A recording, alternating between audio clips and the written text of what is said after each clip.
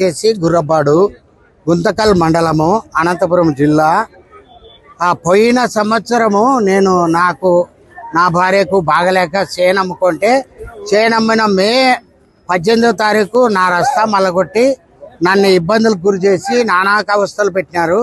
RDO office నుంచి order అదే విధంగా పోవచ్చు మీరు, అది విస్తీర్ణం ఎంత తప్ప అంటే 39 ఎకరాల 29 సెంట్లు. దానిలో ఒకరు మా వాళ్ళే ఫస్ట్ 2 ఎకరాలు అమ్మినాడు, మళ్ళీ 1 ఎకరా అమ్మినాడు. అమ్మిన తర్వాత 2015లో కొన్నారు వాళ్ళు.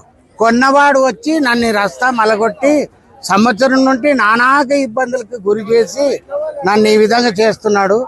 ఈరోజు డిటి అంటే మా డిప్యూటీ తహసీల్దారు, ఈఆర్ఓ అందరూ వచ్చి సర్వేరు కలెక్టర్ దగ్గరికి పోయి పరిష్కారం చేసుకుందాం రా అని పిలుచుకొని వచ్చినారు.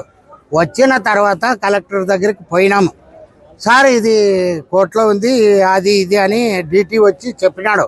చెప్పిన తర్వాత కలెక్టర్ ఏమన్నాడు, కోర్టులో ఉంటే ఇది పరిష్కారం చేసే మా పరిధి లేదు అని అంటారు. ఇంకా బీద వాళ్ళు ఏ విధంగా బతకాల, అర్జీ పెట్టుకొని న్యాయం జరుగుతుందని ఇక్కడికి వస్తే ఎంఆర్ఓ ఇగో ఇచ్చింది కదా, ఎంఆర్ఓకి ఇచ్చినాము.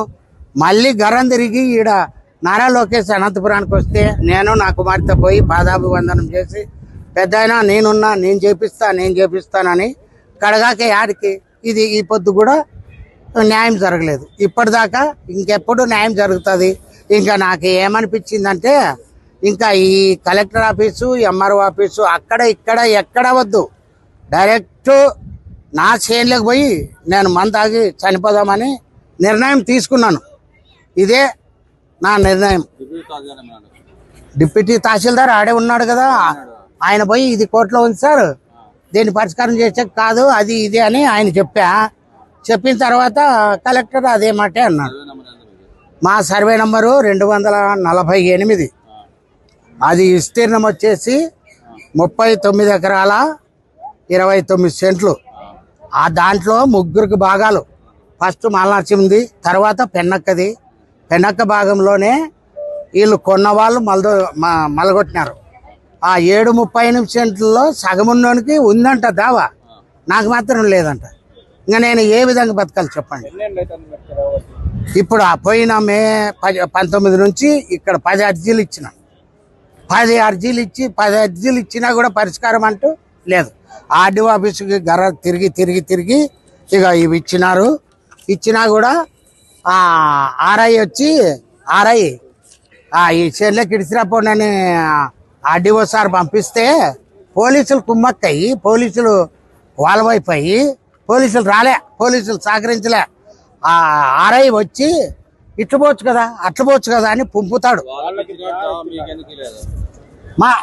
నేను అమ్ముకున్నా కదా, నా భార్యకి బాగలేక నాకు ఇబ్బందులు పడి అమ్మిన మరుక్షణమే మే 18వ తారీఖు మొదలుకొట్టినా.